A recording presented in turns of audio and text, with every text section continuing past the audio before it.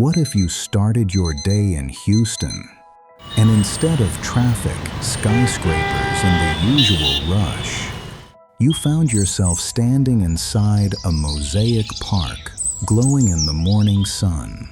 What if the city opened up to quiet forest trails, underground cathedrals of concrete and water, and art so weird and wonderful you couldn't stop smiling? Welcome to Houston's hidden side, the version of the city most travelers never see. And once you do, you'll wonder why no one talks about it. So, our first stop is Mither Park, one of Houston's most creative hotspots, the kind of place that deserves the spotlight. Every wall, bench, and sculpture is covered in handmade mosaics. It's quirky, bright, and full of that signature Houston mix of art, community, and imagination. You can spend minutes or hours here and still notice new details hidden in the tiles.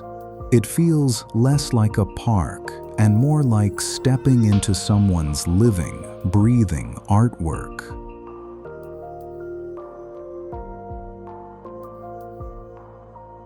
From here, we head to our second stop, the Buffalo Bayou Cistern. This is where the tour takes a quiet, deep dive underground. The old reservoir has turned into a massive, echoing chamber. It feels off the radar, even though it's right in the city. The still water and pillars make it feel almost unreal.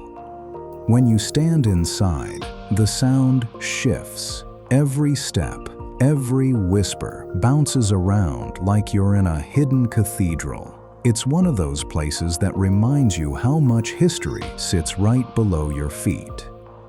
And now, for our third stop, we jump back into Houston's wild creative side at the Orange Show. Built by one man over decades, it's a maze of metal, bright colors, and oddball ideas. It's pure Houston energy. Every corner feels like a surprise, a little chaotic, a little genius, and totally unforgettable.